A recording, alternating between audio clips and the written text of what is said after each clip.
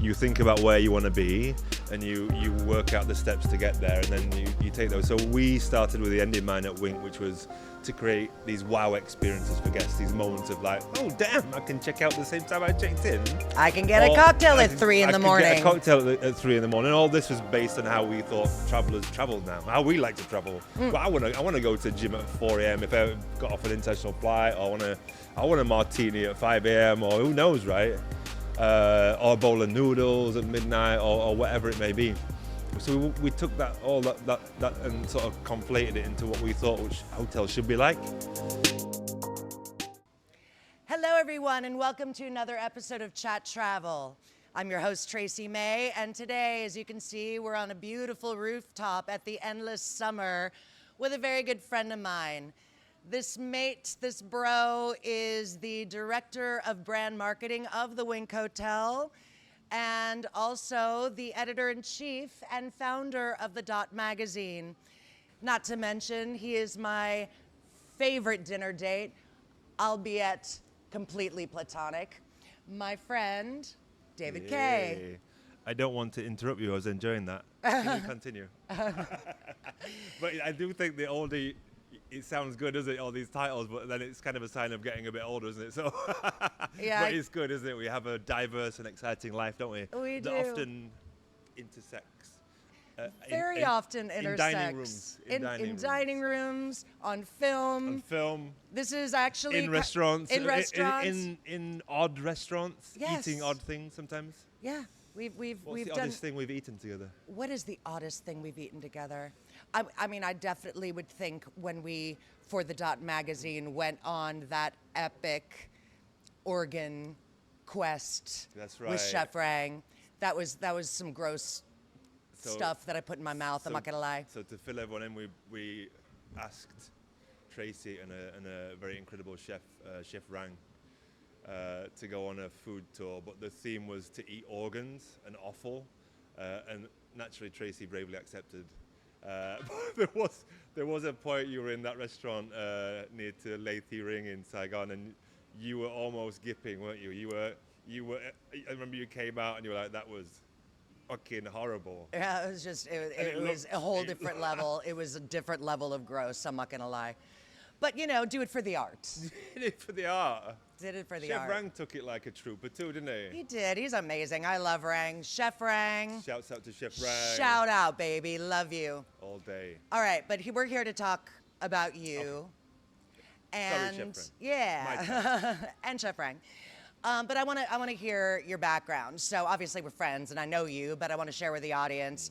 You're a dude from England. You traveled around for a while. You became an editor and a journalist like me, and now you're into hotel branding, and you launched your own magazines. So in Vietnam. So take us through your journey. How did you end up here specifically and decide to make it your home?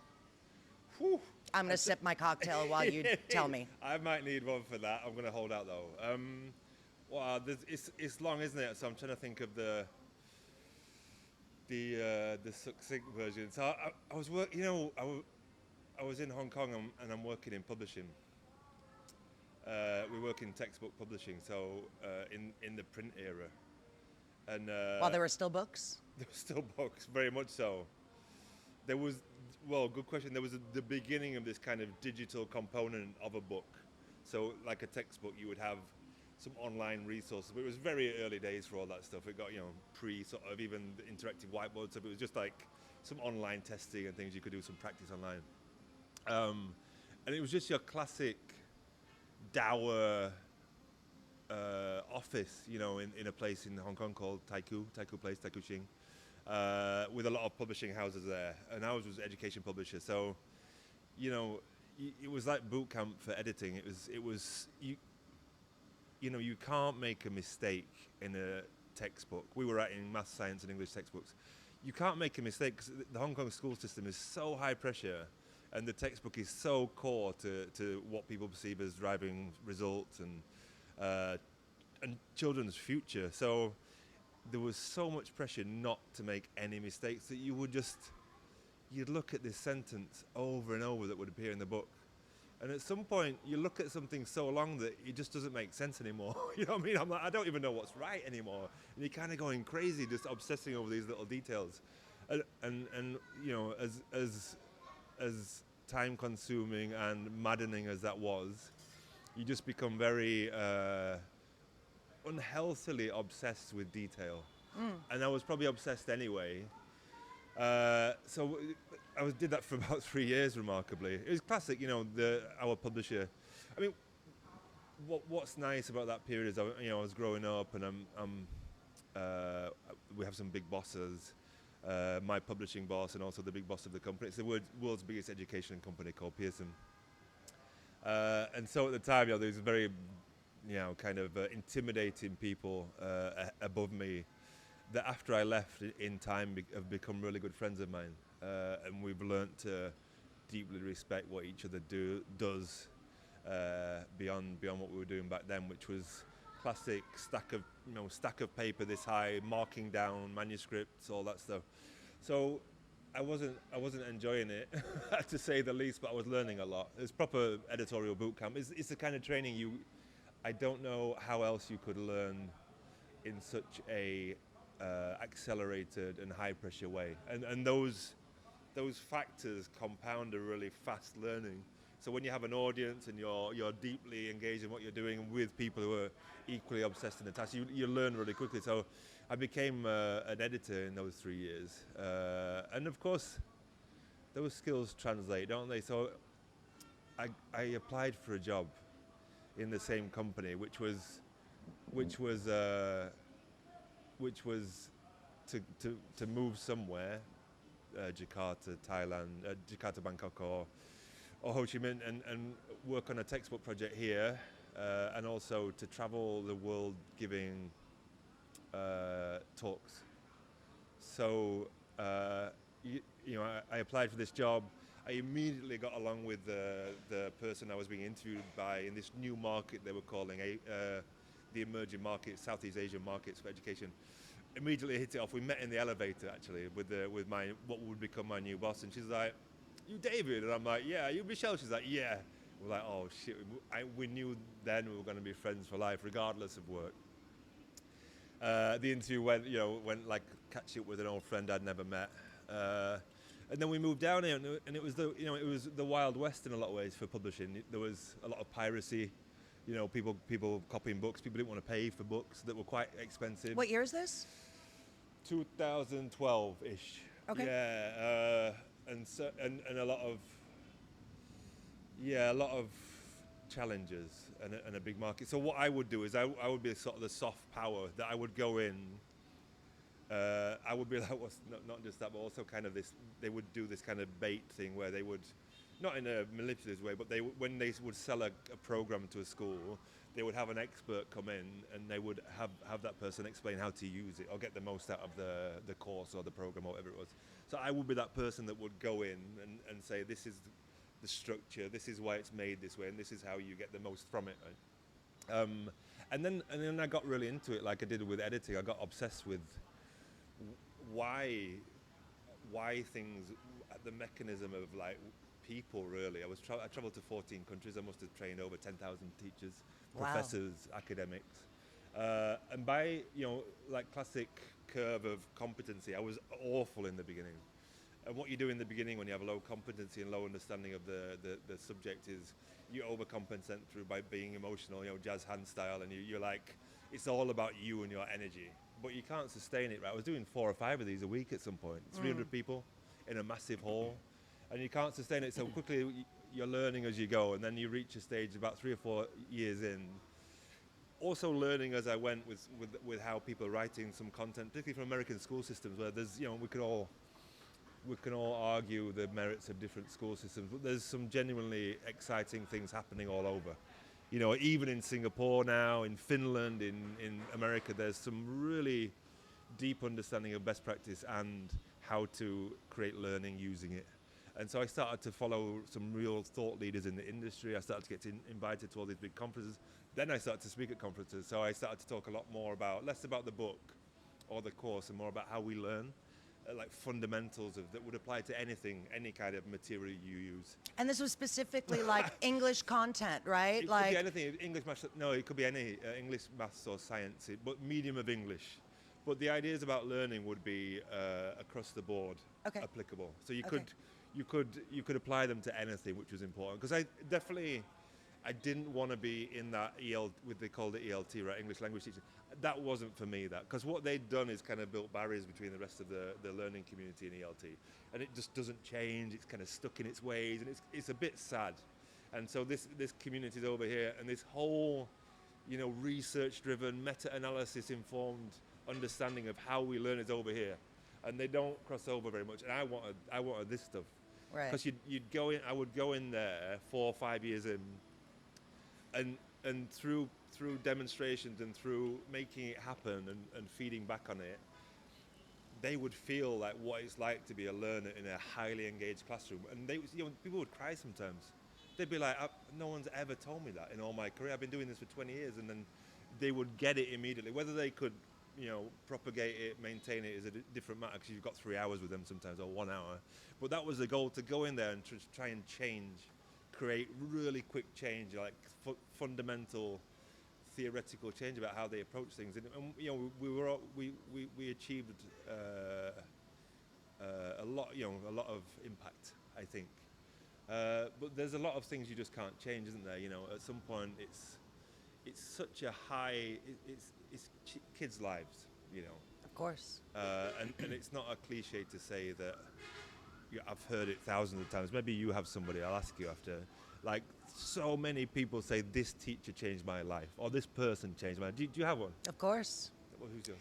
Kevin Groppe, my theater teacher in high school. He changed my life. And shout out to you, Kevin.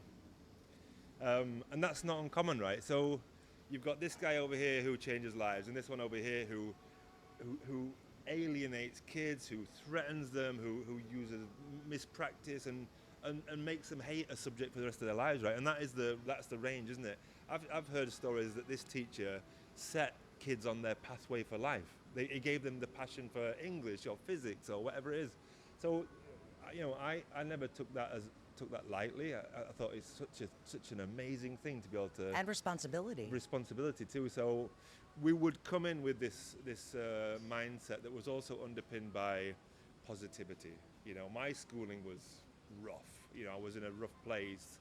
There was a lot of violence, not only between kids, but from teachers to kids. It was a really terrible school system, really, when you think about it. Public school system in England. In Yorkshire? Yeah. Specifically? In England, I think it's pretty rough, but especially where I was living, a lot of fights.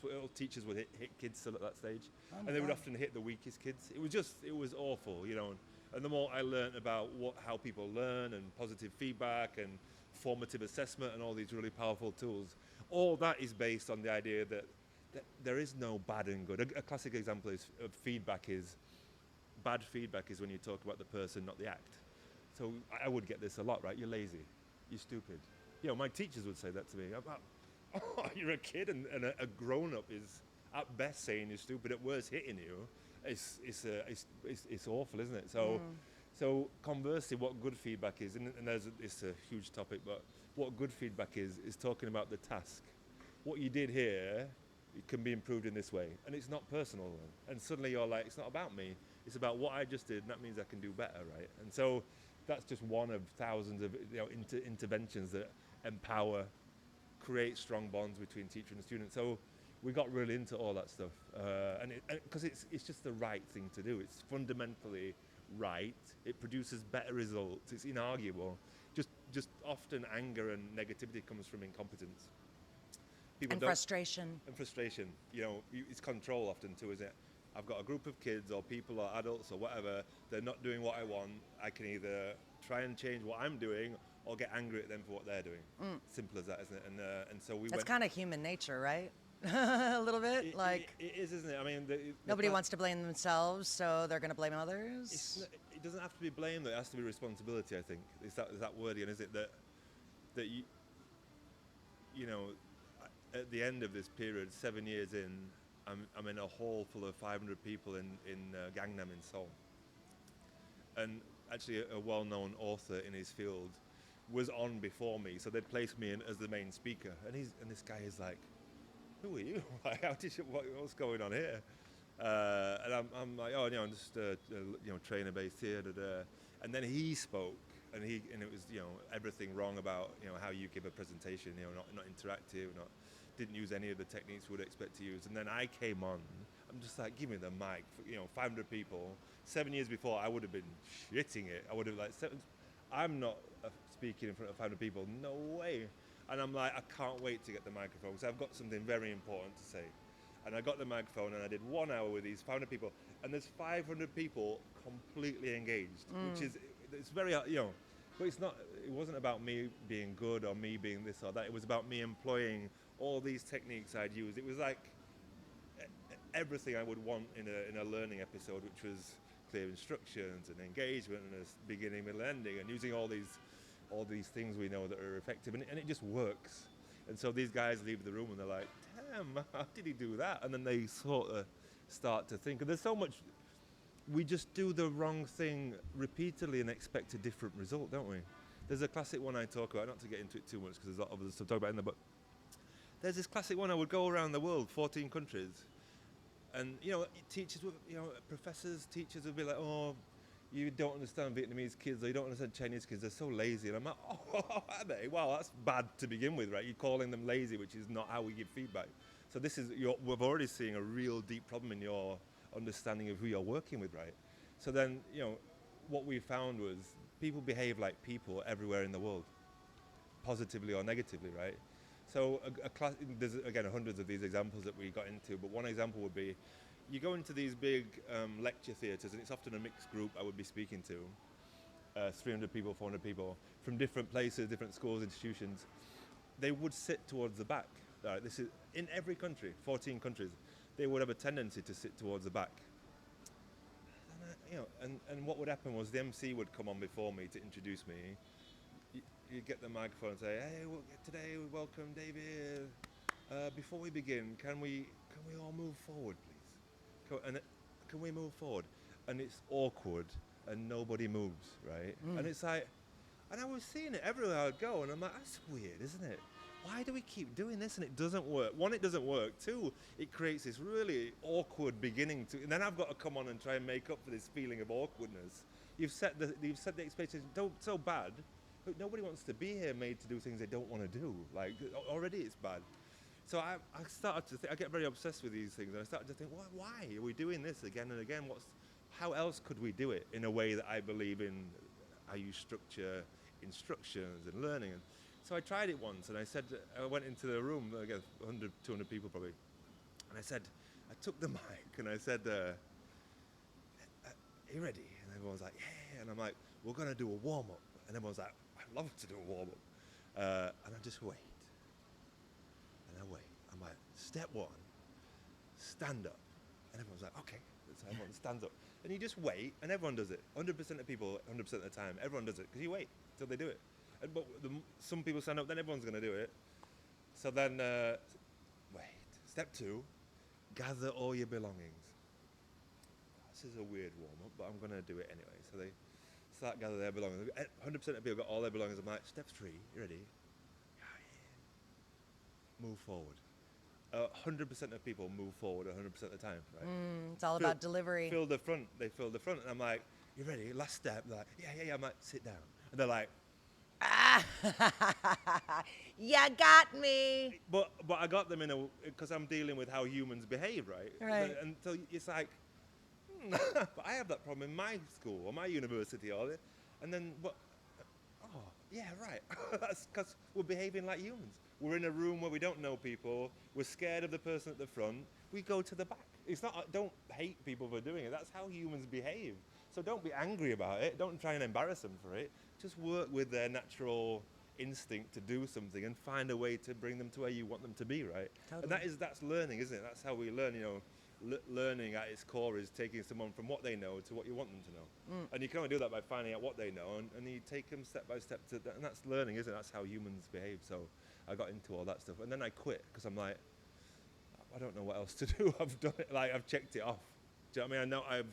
I wondered how this could relate to other professions. And so I quit. I walked away with 500 people in front of me in Gangnam in Seoul, speaking ahead of a well-known writer. I'm done, you know. And so you quit, and how did you end up in Vietnam? And how did you end up an editor? I was here when I quit. So at the same time I was doing that, I was working on a textbook with the government, secondary textbook for schools. That was a massive project. A meeting of completely different philosophies and ways of doing things. Very, very tough project. So I was flying to Hanoi once a week, blacked out window government car over to the Vietnam National University or wherever we were having the meeting. Then we worked on this textbook project, and then I was traveling in between doing all these talks.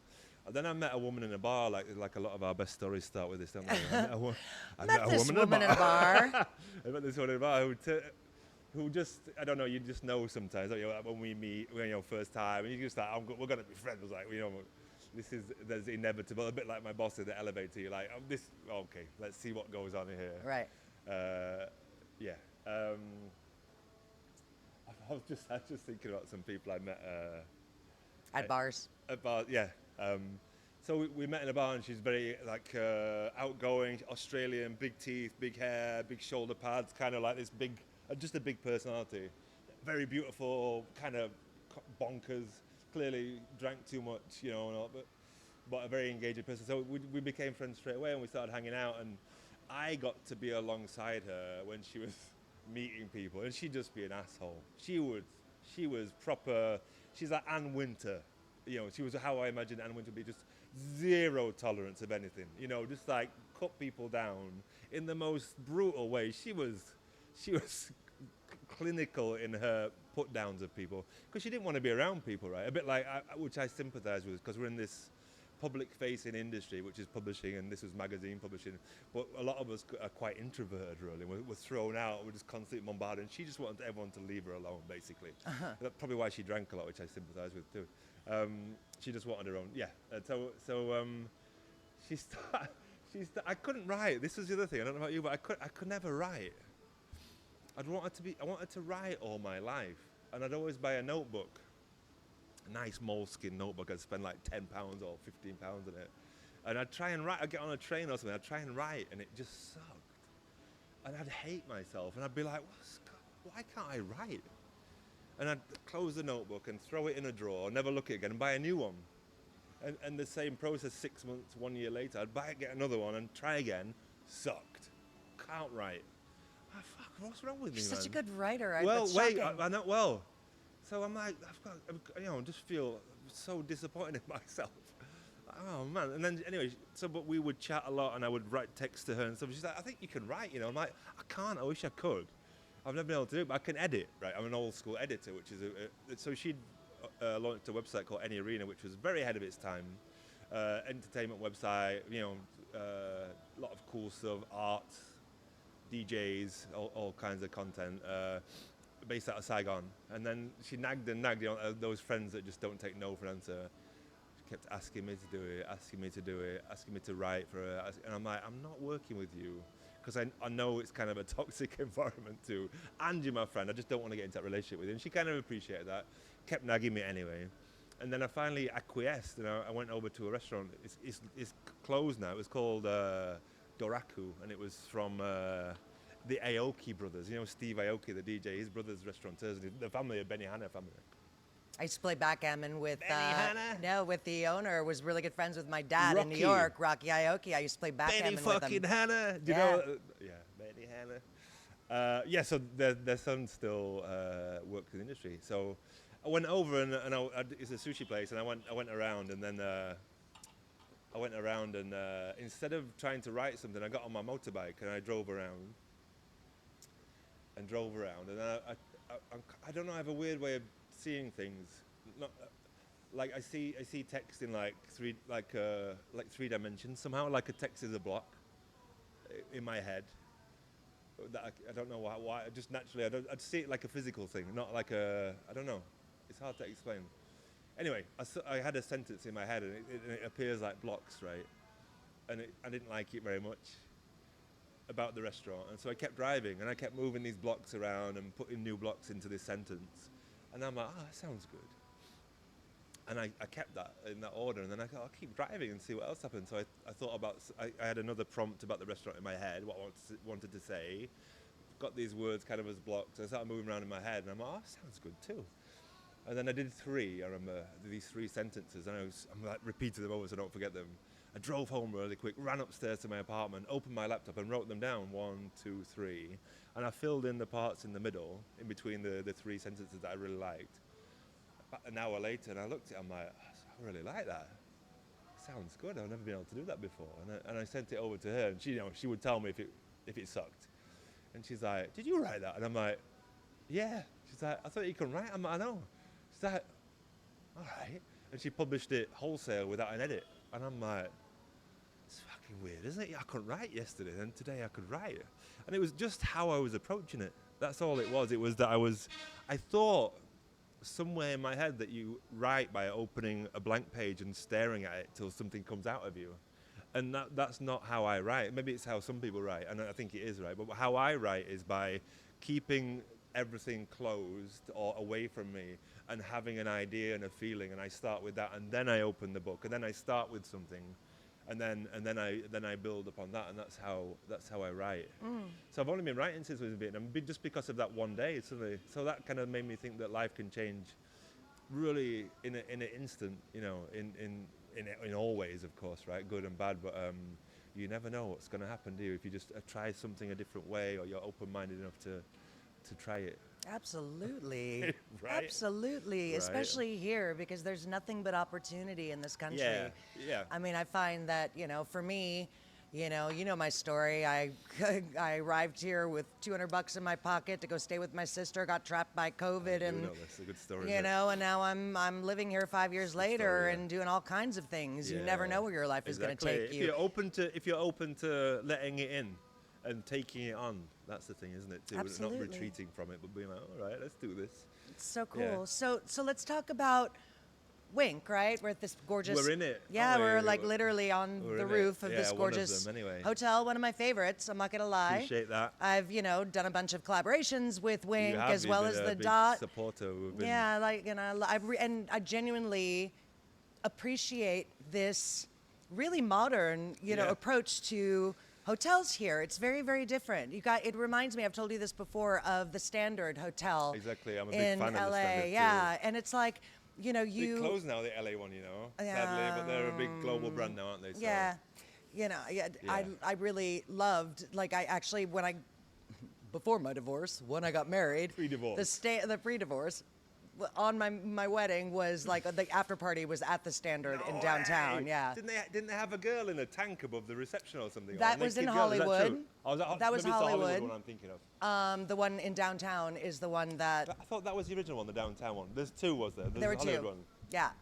One of them was the original one, was it? I don't know which one. Yeah. And so, what I love about this place is that, and I did a video between the sheets where I got to bring my dogs. Right, you guys are we dog did. friendly, pet friendly. You guys, we're just I friendly, love. I think.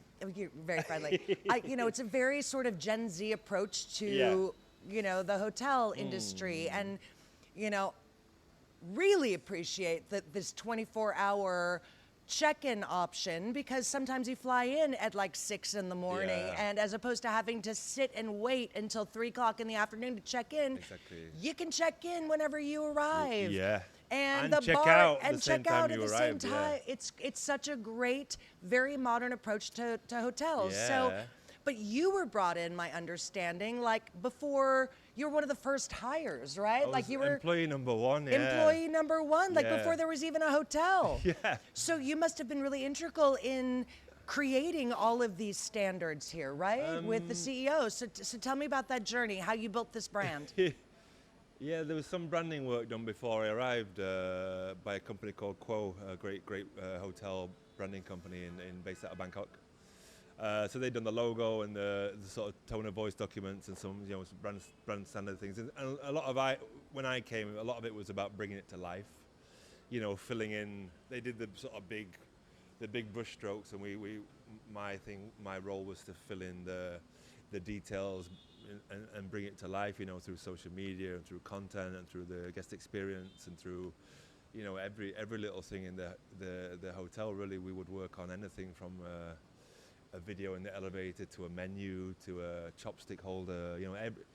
What people don't often don't realize is that when you create a brand based on a brand, and when you bring an international brand into Vietnam, you have all the designs, right? You just plug them in, you produce them locally, I guess. For whatever, a table mat or a menu. But here we didn't have anything, right? It's all brand new. So you have to create everything. You don't have any anything to rely on or anything given to you. Right. Besides this kind of these big strokes that Quo gave us. So we had to take that and the kind of the way we use the W in the wink and this play around with the tittle, the dot on the I. And we took that spirit of playfulness, and which was also in the brand deeply, and applied it to lots of other things. And then the other one was we had a company called Performance Solutions. They changed their name to, I think, Reverse. I might be wrong, but Performance Solutions are experience. What's the word? Experience. They help hotel teams create an experience, and how they do that weirdly was the same as how you work in education, which is start with the end in mind. I guess it's how you do a lot of things well, isn't it? You think about where you want to be, and you work out the steps to get there, and then you take those. So we started with the end in mind at Wink, which was to create these wow experiences for guests, these moments of like, oh damn, I can check out the same time I checked in. I can get a cocktail at 3 in the morning. I can get a cocktail at 3 in the morning. All this was based on how we thought travelers traveled now, how we like to travel. Well, I want to go to the gym at 4 a.m. if I got off an international flight, or I want a martini at 5 a.m. or who knows, right? Or a bowl of noodles at midnight, or whatever it may be. And so we took that and sort of conflated it into what we thought which hotels should be like, and then opened the first one in Saigon in March 2021, and then the second was in Da Nang. We can just see the second one over here. City Center, right? Da Nang, Wink Hotel Da Nang Center. And so this was the third one, opened in April 2023, I guess. Was it 2023? April 2021, 2022. Might be 2022. Don't test me, I've lost all my dates now. But the following April. So that was November. That would be November 2022. This would be April 2023, I think. And this is our biggest sort of resort style one. So we've got a pool over here, we've got 25 floors, we've got a 5th floor sky lobby with views of the river and the Dragon Bridge behind us. So this was our biggest project to date, and now there's 5. One in Canton, one in Tuy Hoa came after this. And then we're opening a 6th in Haiphong in June. Nice. And then in Hanoi next year. Amazing. Okay, guys, we're going to do a part 2 because, as you can see, the sun is getting hot. And we are all, I don't want to get a tan line because I'm hosting and emceeing a big event tonight, and I don't want a tan line. So we're going to be right back. We're going to switch locations. Give us a sec. We'll see you in a minute.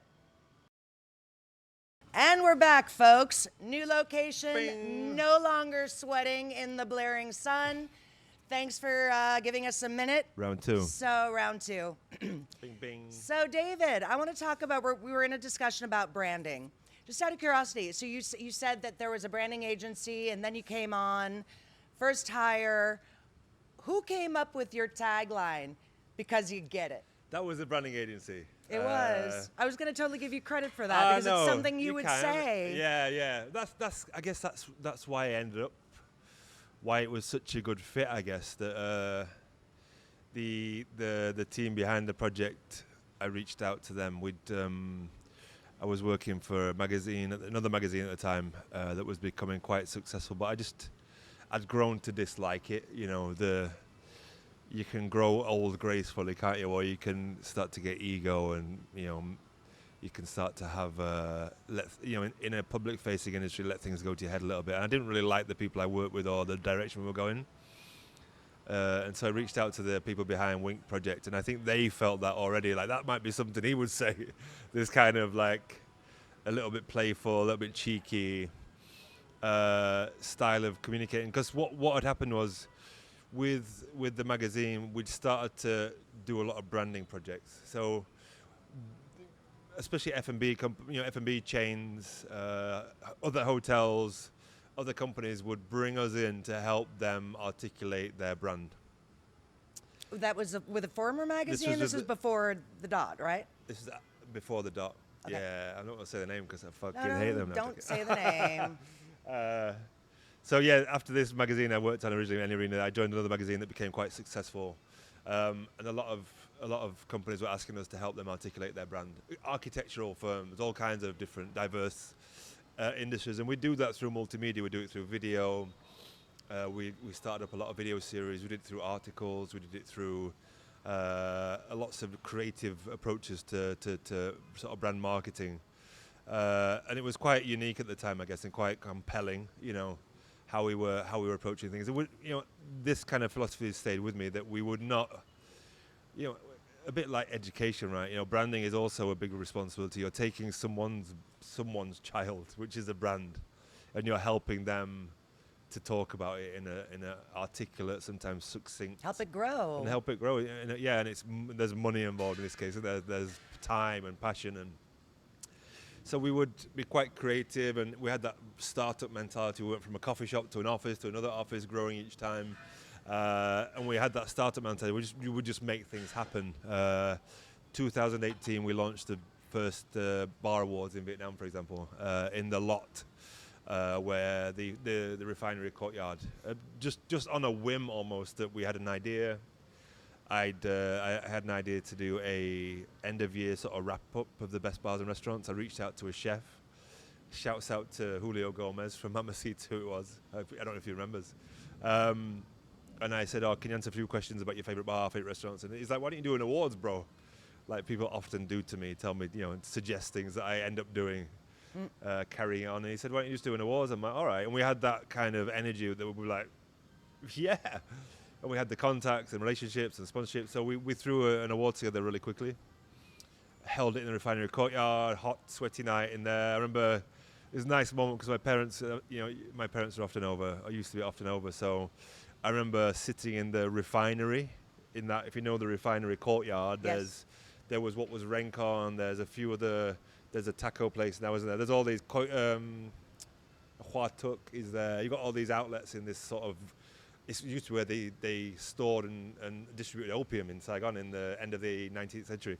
So I remember before the awards, we were sitting in the refinery, which is that nice French bistro in that compound with my parents, and I had the envelopes in my hand like an award show, and I'm like, wow, this is, we made this happen. I think that's also something I love, which is having an idea. One day it's in your head, and then often in Vietnam, not long after, there's 300 people, and there's a stage, and then it's happening. You're like, wow, how did it go from here to here in such a short space of time, and like amplifying as it goes. So we were doing a lot of this kind of stuff, awards, deeply understanding brands, articulating brand stories, and so I reached out to the guys behind Wink, and I'm like, you know what, guys, I hadn't left, but I'm getting a bit tired of this what I'm doing at the moment. Let me know if anything's going on. And like you said, I think they thought like Wink sounded like me. It was community driven. It was about finding the best places to eat and drink and sending guests to them. It was about warmth and friendliness and hospitality. It was about removing a lot of the things we don't believe in, taking the reception away, for example. It might seem like a small shift, but suddenly when you don't have this reception desk as you go in and everyone looks at you as you enter the lobby of a traditional hotel, suddenly the vibe changes and there's no real center of attention, and so you just feel more comfortable. And so we did a lot of these little things that we didn't think we needed anymore. Like, why do we need this big formal reception desk when you can check in with a mobile? Why do we need this 3 outlets to eat in when you can just grab your food, grab a sandwich from what we called a grab and go, or you can sit on the terrace like you said at 2 a.m. and have a martini? That's what we wanted in the hotel. And most of all, we just wanted somewhere to sleep. I've been on corporate trips before, company trips where I barely remember the hotel. I remember going up to it at 12 p.m., 12 a.m., midnight, falling asleep, getting up at 7, going to breakfast, same again, all day meetings, evening drinks, dinner, back to the room at midnight, same again, then out, and I wouldn't even remember the room other than I needed a good night's sleep in whatever little period of time I had. So we said, let's just have a really good bed. We don't need huge rooms. We need a good TV because I like to stream content on my phone. I want a really nice shower. And that is really all I need from a room. And so we started to tell that story. That's taking this idea of because you get in, what does it mean, right? What do people get, and what do we get about them and what they need from a hotel? Which is this: why they don't want to check in at 3 p.m. and check out at 11. That's not. When did this happen to hotels? I'm sure it used to be 12 and 12, 12 and 1 or something. I've stayed in hotels recently. You check in at 3 p.m. and you check out at 11. That's not a night stay, is it? If you're staying a few nights, then that's fine, is it? But if you go to a hotel for a staycation for one night, you can't even use the pool because by the time you get to the room, you're probably at the pool by 4:35. It's not sunny anymore. It's not a nice vibe. Then you're out for dinner. So we wanted to give what was a real hotel experience, which should be good value, lots of vibes, good music, good energy, a good bed to sleep in, and then get out into the community and have a good time, which is what we all want to do. Just reminded me of a funny story. The funny thing was that we, with my previous magazines, we had this kind of guerrilla mindset, which was just to do it.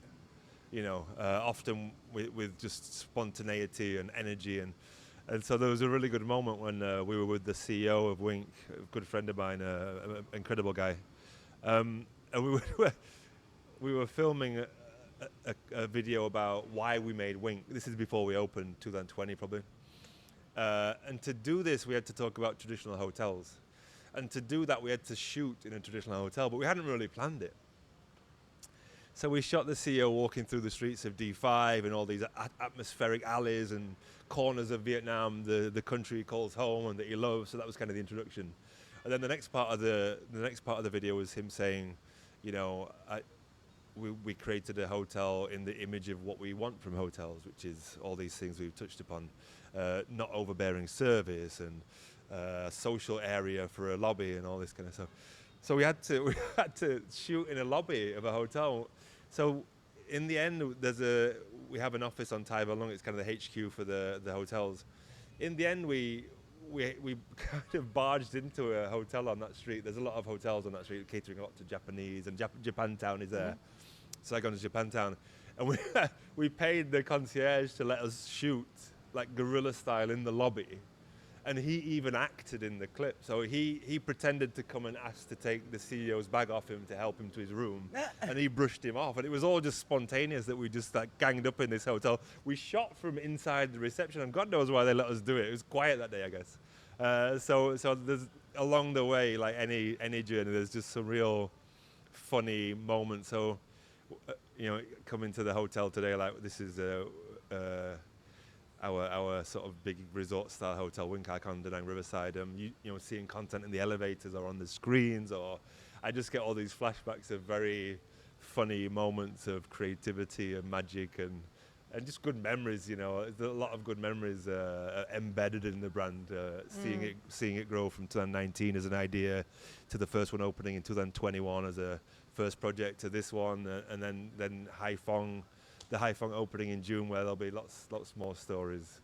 Amazing, I love that. Well, and you guys are getting really into obviously corporate partnerships because, on the TV when it turns on, you hear this. I thought it was our friend, but it's not the voiceover. That's right, Vietnam Airlines have partnered with Wink. Yeah. And I don't know if you realize, but this podcast, Chat.Travel, is our sponsor is Travel Through, who is actually another partner of the Wink Hotel brand. Yeah, exactly. So how important is partnerships, outreach, and collaborations for you guys? And do you foresee future ones? Like, tell me about that. Yeah, I mean, back from the beginning, take it back to the start. We opened in the chaotic time of COVID in March 2021.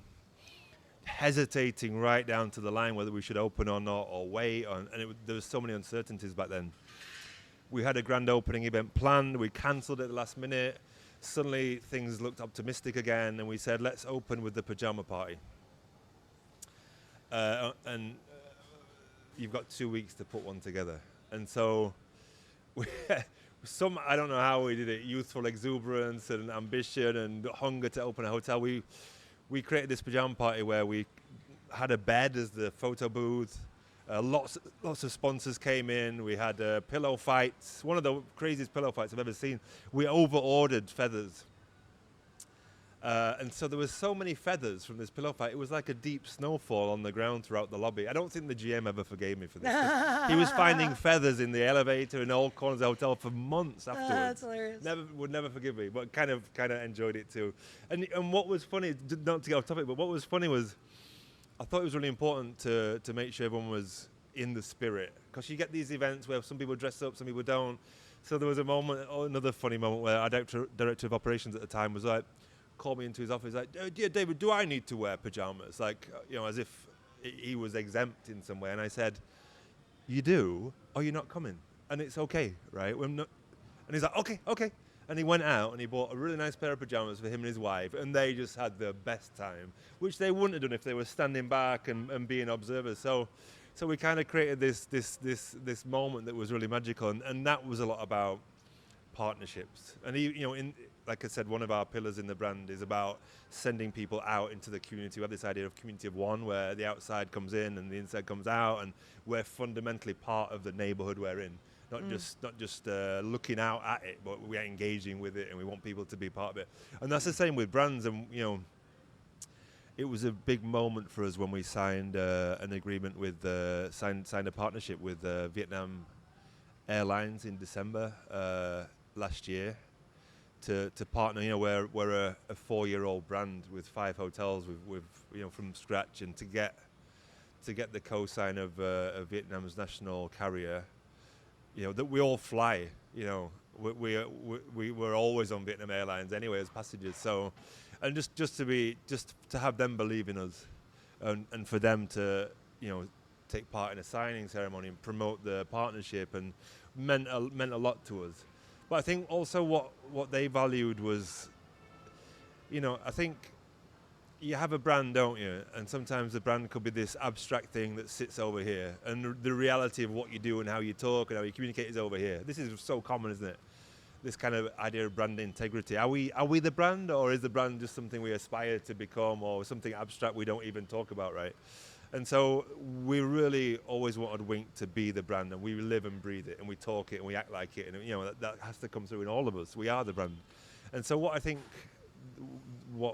Lotus Miles team from Vietnam Airlines particularly appreciated was that we, even with a straightforward partnership, we threw ourselves completely into it, and we created quite original branding around it and concepts for the partnership. And so they were really happy. It's built a really strong relationship. We're very close to those guys now. I'm very respectful of each other's work, and had a great dinner with them a couple of weeks ago in Hanoi. And so that's for selfish reasons why we appreciate it, but also for guests. They can come and stay in Wink and get 600 bonus miles for every night stayed at the moment. So it's just been I did not know this. I have the Lotus Miles. Does that mean that my stay at Wink, I can get 600 miles on my thing? You can, but you've got to book with the promotion. Oh, damn.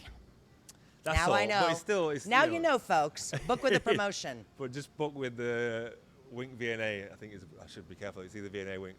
Book with the promotion code, and you get 600 miles free per night to your Lotus Miles account, which is amazing. Okay, I may know somebody at the hotel. Can we just pretend that I booked with that code? Damn. I wish I was that powerful. But those kind of win-wins are great, aren't they? We've shouted them out. They're on the screens. They're all through our hotel and our messaging, and vice versa. They've been talking about Wink and promoting us, or on their website or in their newsletter, and we're very, very visible in their channels. And I like those kind of partnerships where you both grow together. And we're always looking for them. We want to be community driven in partnerships and not just in our guest experience. And well, what's amazing about it is, like, an iconic brand like the national, airline of Vietnam. Yeah. What you guys are doing is so different. This is non-traditional Vietnamese, right? Yeah. I assume that your marketing strategy targets that Gen Z. It's like, even though I'm not quite Gen Z and I love to stay here, it's my favorite place, but everything that you're doing is so modern and different, and it really shows how the mentality of Vietnam is growing and expanding and Yeah. changing to choose you rather than a very, very traditional, very Vietnamese hotel to partner with. Maybe they have that too, but it's kind of edgy what you guys are Yeah. doing. And like, you know, you're rewriting the story for what hoteliers can do. I think that has to go through. Like I said, the brand is not some abstract thing. It's something we all have to believe in, isn't it? And everyone in Wink appreciates where we're positioned and who we are, and everyone tries to live it every day. And so it's a joy to be around, isn't it, when you're truly living this kind of creative, groundbreaking experience. Luckily, I mean, look, the hotel industry is pretty old, isn't it? I think the oldest surviving in operation hotel was opened in 705 in Japan, Nishiyama Onsen. So imagine how old the industry. That's still in operation. Imagine inns and all the places to stay in history. It's such an old industry, and it feels like it sometimes. It's very insular in ways. You might go to Hospitality University and start work in one hotel and work your way up to GM level or to whatever sales and marketing director or whatever position you aspire to.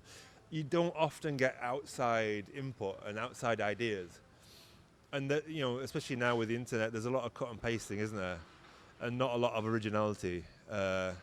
And so, what we did was we drew people both from the industry and outside the industry to get these ideas from whatever, from the media, from this place, that place, and bring it all into an experience that would be much more informed by modern culture and media and trends. And so it was very deliberate that we looked out of the industry's talent pool to find people that would give us these kind of Out of the box ideas, yeah, that we would then try and follow through with, like a party or an event or a partnership or an experiential moment, so yeah.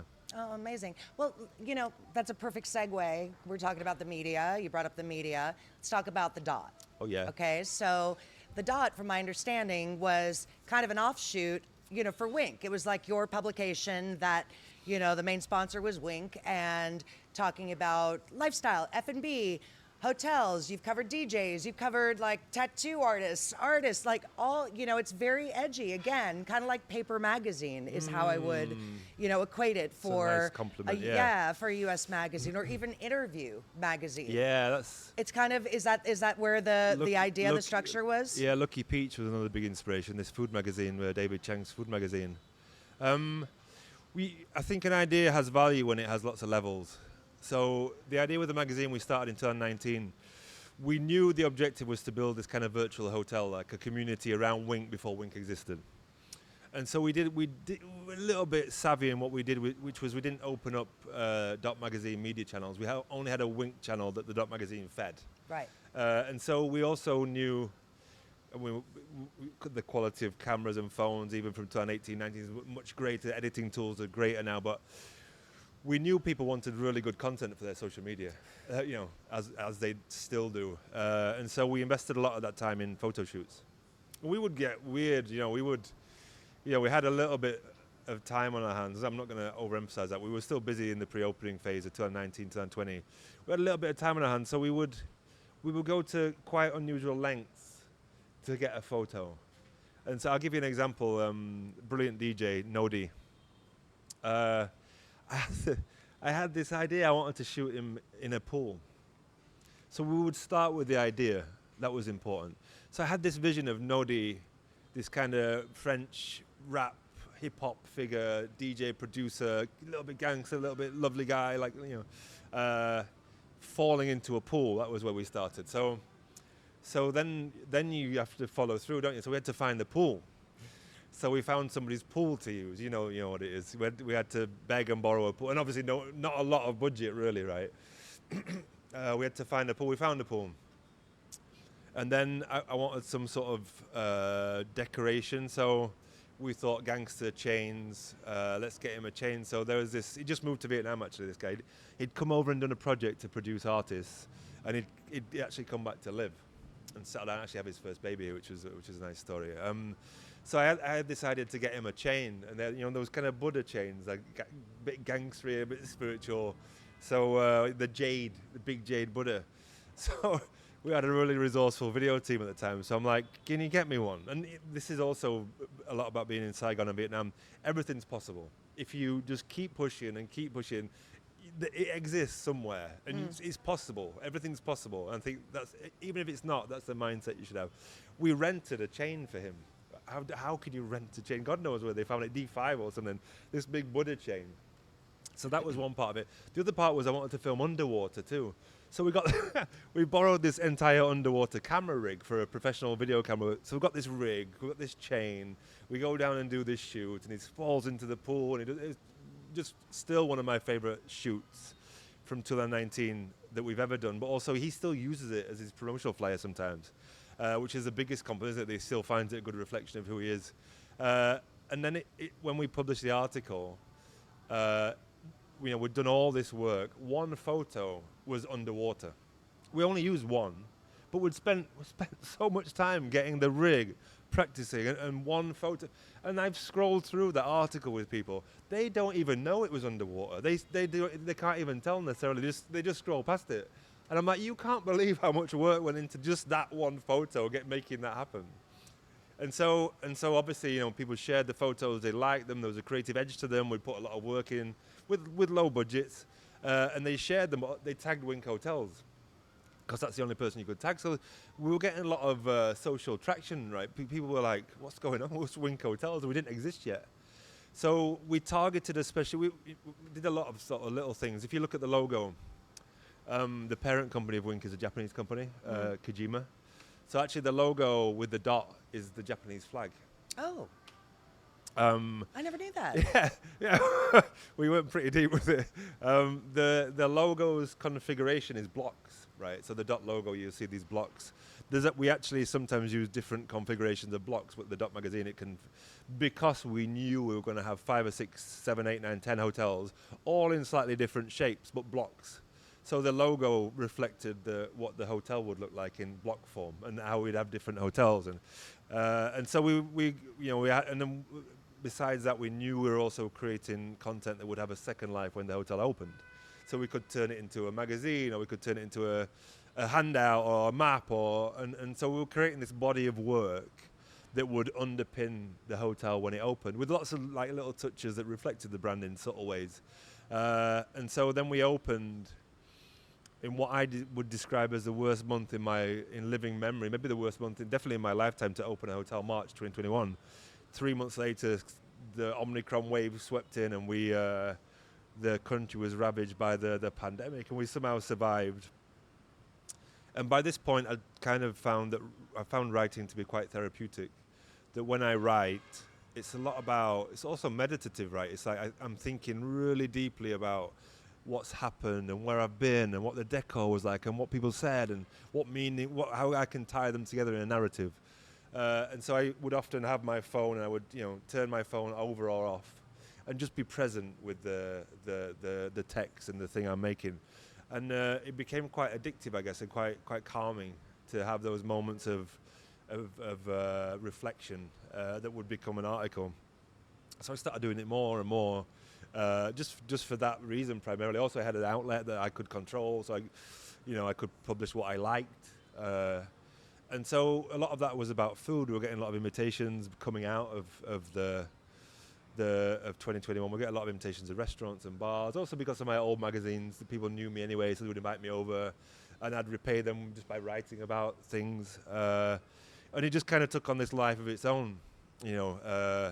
People responded to it. What we always tried to do was to be authentic and to be in the moment. So a lot of when I write, I'm trying to capture the feeling of being somewhere, and not this kind of generic cut and paste. We don't publish press releases. We never will. We want a sense of what it was like to be there, because that's what people want, because the internet's full of stuff.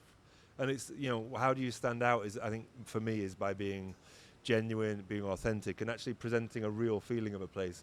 So we would latch on to little things people had said, and moods, and the music that's playing, and the taste of this, and mistakes, and funny things, and we'd try and have all that in an article that would give a real sense of, I feel like I'm there too. And I guess people like that feeling, and they trusted it.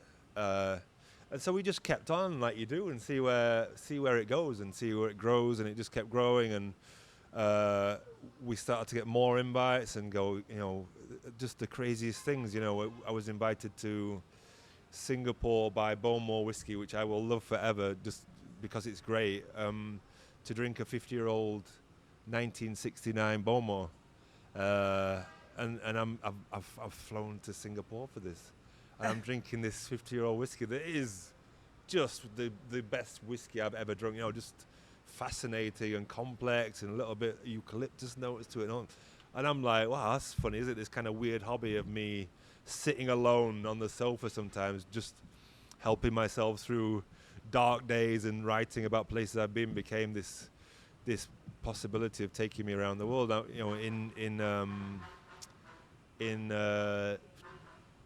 end of January this year, some restaurants flew me to Colombia and Ecuador and the Galapagos Islands to write about them from here. And that's just two of so many things. I'm here this weekend because we're here to cover restaurant openings and the food scene. So it's been. It wasn't ever the intention to go necessarily big. I never dreamed about going to Colombia, but what's been rewarding, I guess, is we always did it for the right reasons. We didn't do it for commercial reasons. Dude, and I have to interject because one of the things that we've talked about this that I really, really respect about you, and I really respect deeply as a journalist about The Dot, is its editorial. Everything, most magazines here, not gonna name names, but most all of magazines in Vietnam are pay to play. All of them. Yeah. You can, you pay X amount of VND and you can be on the cover. Yeah. Even if you have no reason or right to deserve to be. And as a journalist and as an American, there's journalistic integrity, and like commercial lives over here and editorial lives over here, not even on two different planets, but in two different universes, and they never shall meet. Yeah. Where your magazine is genuinely one of the only ones in this country that is genuinely editorial. Yeah. I'm sure that you're really thrilled to do a sponsored post every so often, and we know how you keep it going, but you write about what you want to write about. Yeah, we don't really do them, I mean, so Q to Today, the magazine's independent. We run it completely as a separate entity, but we support Winks, where we go, where we started together. So there is a financial impetus to keeping it going. But it has to be on our terms, right? If it's just happened recently, people want to publish this or that, it has to be in our editorial voice to our quality, and that will mean rewriting things people want us to do, or going in and redoing it, and we don't compromise on that. And I think that's really important, is it? Because people trust us now.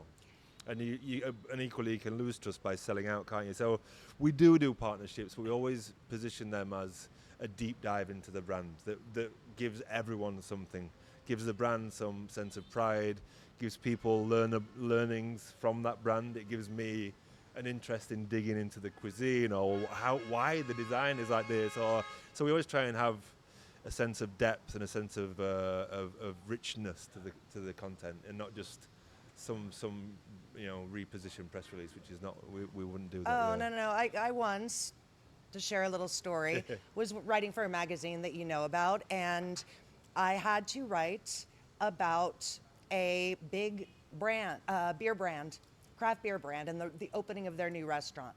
I think you remember this story. And I like that you're skirting around the names of everyone. It's good. I'm getting in trouble, guys. But and dealing with, it was an editorial. It was a paid, so if it's for me, if I'm being paid to write something, or the magazine I'm writing for is being paid to write, you can send what you want it to say.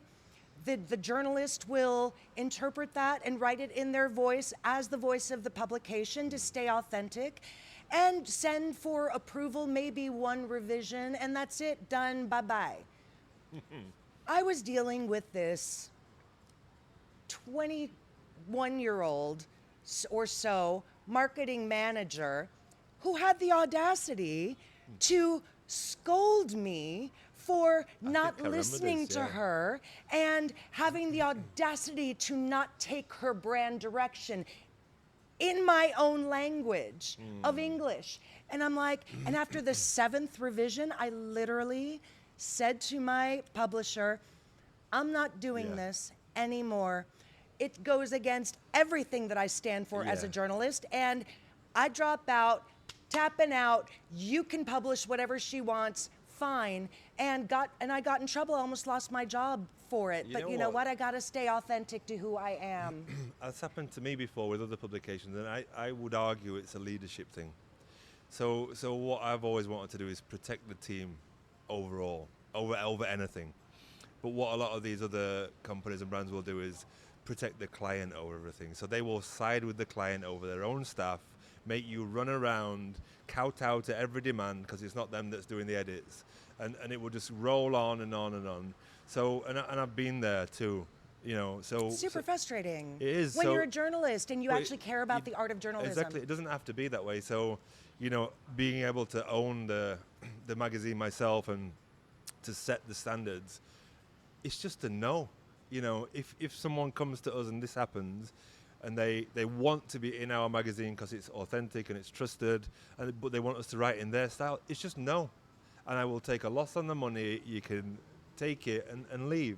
And if they start to hassle my team or any of my writers or put undue pressure on them, they're gone. We will work with somebody else, and that's respectful It's for everyone, isn't it? really refreshing to And hear you say that. that is, but there's also a moment where they come to you and they request things, and you just say no, and they're like, okay, no problem, because they'll push until you say no, and then when it's a no, they will stop pushing, or they'll get out. But most commonly, they will get to that point and realize, I've gone too far. I shouldn't, you know, it is their publication, it's their standards, you know, and it's a no, and they will 99% of the time say, actually, yeah, I was going a bit too far then. But if there's no one putting the brakes on, they will keep pushing and keep asking for the most outrageous things, and you could lose days or weeks on this stuff, can't you? So we're very firm about what we will do and what we won't do, and we have, you know, that standard that we transmit from the beginning in our contracts with people, in our conversations with people, and that's it. If you want to be part of it, you got to meet us, you know, in our But style. I think that's why you've earned so much respect. You know, you're the dude. You really are the dude. I remember when I first met you, I picked you up at the whiskey festival. Oh, yeah, And I was that's like, "You're true, David yeah. Kaye. I'm Tracy that, May. yeah. We need to know each other." And you were like, "Oh, you're Tracy May. Yeah, I That's know right, who I you are. remember We that. need Yeah, to." yeah. And we've been really, you know, Yeah. you're like my brother. Yeah, We're back really at good you, yeah. friends ever since. And I really feel like you know, watching you and seeing you grow and seeing this publication grow into really the number one source for F&B and hospitality in Vietnam that is truly authentic is like, I'm really proud of you. You've Thank really you, done an mate. incredible job It's of so kind, yeah. growing this brand. It's amazing. It's surreal sometimes because I was just in Seoul. We were just talking about the Asia's 50 best restaurants. I was just in Seoul for the awards, and we're on a media trip, and I'm sitting next to South China Morning Post, Esquire, Travel and Leisure, you know, CNN. This is the group, right? And I'm like, How did this I happen? get here? And it's wonderful, isn't it? I don't take it for granted, or I'm just constantly in awe of the chance to be around those people. But also, you know, I do feel we throw down, you know. You do throw down.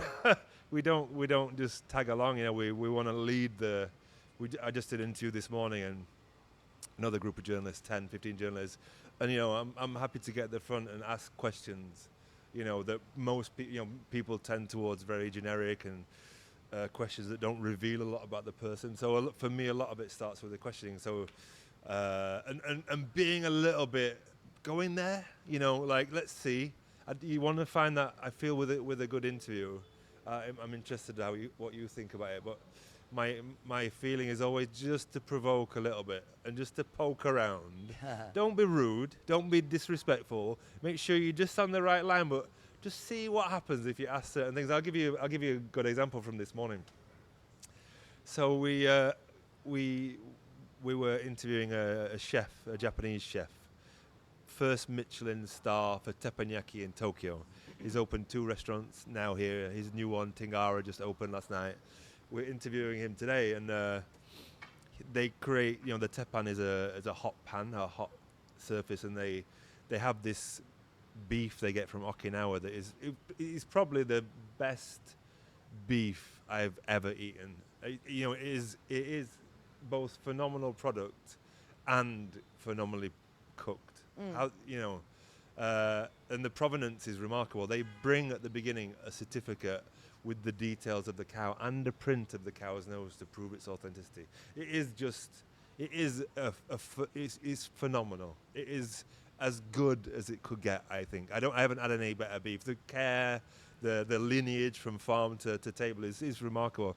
So then what is the line we can play around with then? They don't ask you how you want your beef cooking. Like, they cook it. This is their game. You're in their house. They are making the food, including the beef, to the best of their knowledge. They will, and so you follow, right? You do the tasting menu. You take it. So today I'm just thinking, shall I ask it? Is it a bit cheeky? I thought it's all right. So I said, "What? Can I ask a question?" I'm like, "What would you do if someone ordered the steak well done?" And everyone breaks out laughing, right? And it's like all these. Oh, how long have you been a chef? When do you go back to Japan? Or how much is the set menu? It's like, this is all online, guys. Why are you asking questions that you can Google? Cultural stuff that's all out there already. Yeah, do some research. Like, know the subject first and come in with something, right? It doesn't have to be a bit cheap. Could be a little bit more deep, but anything that you've got. This guy is spending an hour with us. Respect his time, respect all our time, and try and so I asked a little bit of a cheeky question, which was, there's this thing about don't order a steak well done, right? It should be done well, not well done. And everyone's laughing and it brightens the mood, and he's like, oh, damn, nobody's asked me that. And he's like, actually, I get that request in Tokyo, and the first time I got it, it broke my heart, because he goes to where the cows are bred. He's got the certificate. He cares so deeply about this piece of beef, you can't imagine. And they prepare it with such care. And he's like, you know what? That did break my heart when somebody asked for the first time. But I learned to realize that the customer demands are what we have to adhere to. And so I learned to cook a well-done steak in a way that I believe is still reflects our restaurant and our philosophy. And so I'm so glad I asked. You know what I mean? And we're just going there, aren't we, a little bit, and seeing and it always often produces these funny answers. I thought he was going to say, we don't do it. I thought he was just going to dismiss it, but he got back into this reverie about the moment he was asked and all this. So it's fascinating, isn't it? And that we that's depth, isn't it? And that, we want that in the article too, don't we? Not this sense of I've read this before and it's just introducing a guy who's already introduced, and we want something that's alive and new and tells you something new about the guy. Well, speaking of questions, my friend, I think it's really Here we important go. that we flip the script. So you guys have got to check out the Instagram of The Dot. I've done several videos, and one of them that we have done together is The One, where David has started this series of interviewing celebrity chefs and moi and Real celebrities. in my own mind, No. and tattoo artists and anyone that he deems really, really cool to do The One. So I decided to interview you and ask you some questions. I knew this day would come. All right. The hunter became the hunted. Might be a little cheeky, I'm not gonna lie. So the one is our kind of greatest hits of any place, right? The one place for a date, the one place for sushi, based on the guests, which one place they would take you to. So I knew this day would come, Tracy, but I'm ready for it. All right, so today, folks, we're going to finish this sentence. Oh, that's a good one too, isn't it? Finish the sentence. You ready? I think so. I'm getting nervous now. Okay, hit me. The last time you got into a little trouble in Saigon was when? A little trouble. Oh man, I'm always in trouble, innit? I'm trying to stay out of trouble. I'm trying to think about which kind of trouble I can talk about.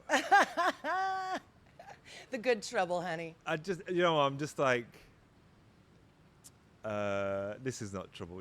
I'm always like this, and I'm just, I think you too. We have a lot of guests come to town. We want to show them around, and they're often from the industry or they're related industries for F&B. So I just forgot to pay in a bar because I'm like, I thought I'd paid, but we were talking so much that and we're having such a good time, and we're in this new wine bar that's really awesome called Mowe, M-O-W-E.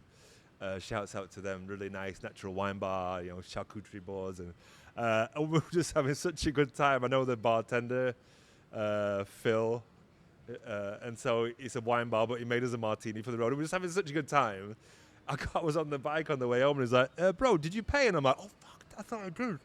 And then, I'm sure I gave you my card. He's like, no, you didn't. I'm like, so I got home and transferred the money over, and obviously they know me, so they know I'm not doing a runner. So not really trouble, but just like sometimes over exuberance. Got it. That's all. Okay, if Wink had a secret speakeasy, Ooh. the password would be? If Wink had a secret speakeasy, the password, it'd have to be because you get it, wouldn't it? I think it's also our Wi-Fi password in the office. In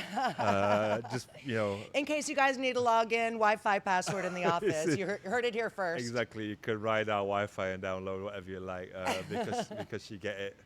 And that like we said earlier, that's kind of in the core of the brand, isn't it? This kind of idea of like, we get you, you get us. We're all modern travelers together, and we're like, a bit sassy and a bit cheeky. So because you get it. Okay. The one thing I've done in Vietnam that I probably wouldn't admit to my mum is? I tell my mum everything. So that is genuine. She knows too much of like, they come over every year, and so we would take them out. My friend's got a techno club. They've been to the techno club. We'd have Christmas dinners with free flow wine. They know way more about me and my friends than any parent needs to know. Okay. And bless them, they are okay with it. Nice. And they've been there, and they appreciate the energy, I think, even though it's occasionally worrisome that we live the life, don't we? We go out and we celebrate being alive, and I think they like to be around that. And there's obviously a little bit of a price to pay sometimes, tiredness or hangovers or late nights, and so they're sympathetic. Excellent. If you could interview anyone, alive or dead, who would it be? Oh, if I could interview, Or it would be, because we're asking you finish the sentence. If you could interview anyone, alive or dead, it would be? Oh, I should have planned these because I'd have loads of answers for that. If I could interview anyone alive or dead. Oh, I don't want to choose this lightly because I think about it quite a lot. Like just some weird people like Marcel Proust or something, just because he was like an asthmatic, and he stayed in bed, and he wrote these gargantuan recherche. I'm gonna F up the French in it. The English is in search of times past. Odd kind of fellow. Some of the most magical books you can ever read, if you ever dare to read them. These long, labyrinthine sentences. Maybe him. Who else would I do? Owsley, Acid, the doctor who made Acid. I'd do Jim Morrison for the laugh. Charles Bukowski. Who else would you do? Nina Simone. Did Nina Simone die recently? Nina Simone, maybe. Sure. If she's dead, Nina Simone. No, I wouldn't. She'd be a bit hard into, wouldn't she? Can I have more? No. That's good. Yeah. All right. I want to interview everyone. Because I think everyone's got a story, haven't they? But I'd definitely like Charles Bukowski, these legendary writers. I find anyone fascinating. I find the guy behind the bar here fascinating. So imagine talking to somebody whose work you Really revere. respect. All right. I already know the answer to this. My guilty pleasure after a long shoot or brand meeting is Come on. What were you going to say? martini, Dry baby. martini. Yeah, I'm on a quest to search the globe for the best martinis. Because this is the question. What is the drink you order in a bar to test if it's good or not? What drink do you order to test? Negroni. Negroni, yeah, which is a good one. What you want to do with a bar you're visiting, if you're on the media side and you want to find out if it's any good, order something classic with few ingredients, because the less things you have to work with, the more you have to pay attention to detail. Right. And martini is essentially 2 things, maybe 3. Could be easy, could be difficult. Easy to fuck up. Chill the glass. Don't over dilute it. Keep it dry. Don't put too much vermouth in it and all.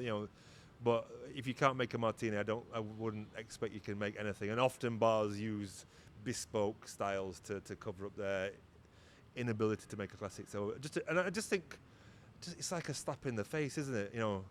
A martini. It's cold and it's unyielding and it's refreshing and it's intoxicating, and I love them. Oh, nice. All right. The most ridiculous guest request I've ever heard at a hotel was... It's probably one of mine. Oh, I don't know, because I'm not on the customer service side, but I tell you what, a different one. Brown M&Ms out of the M&M pack. No, I tell you what it was. It wasn't that. It was I tell you what I would say that stayed with me. So I was working in education and I was traveling around 14 countries, like I said, and we were working in education, but we were staying in some remarkably nice hotels.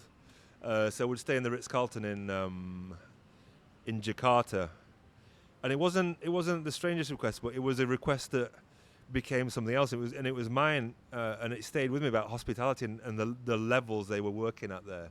So they'd have these massive rooms. I've never seen a room like it. This is the first time I'd seen a hotel room that was just palatial. Massive suites we would stay in, overlooking Mega Cunningham in Jakarta. And I couldn't log on to the Wi-Fi for some reason.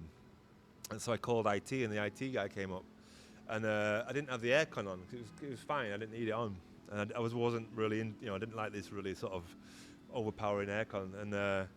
And the IT guy came in and he fixed my problem.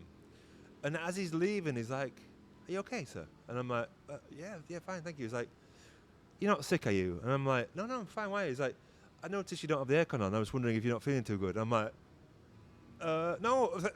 Some level of detail I'm not used to. No, I'm fine, bro. No, don't worry. I just didn't want it on. He's like, okay, no problem. He leaves, and then I go and sit down, and a minute later the doorbell goes, and I go back to the door, and I open the door. He's like, "Are you sure you're all right? Can I get you some medicine?" And I'm like, "Oh no, hey, thank you for caring. I've only turned the aircon off, man." And it led to this whole thing. But I mean, imagine the level of training there, or the level of guest respect that he picked up on this small cue, and it bothered him that I might not be feeling well. And it didn't only bother him, he wanted to find a solution for me. And that's the IT guy. Imagine the rest of the team, what they could do. I mean, amazing. So yeah. All right, 2 more. I'm here I for it, know man. it's been a very good night when I wake up and... I know it's been I shouldn't tell. Should I tell the story? Maybe I'll tell the story because it's funny. But this is not. Don't judge. Don't judge. Oh, this will be good. So back in my education days, we opened an office here, biggest education company in the world. We opened an office in Ho Chi Minh City. I met my boss, we were best friends, and we opened the office. We had drinks, and then we took the team to karaoke, and then we kept drinking. I can't remember anything.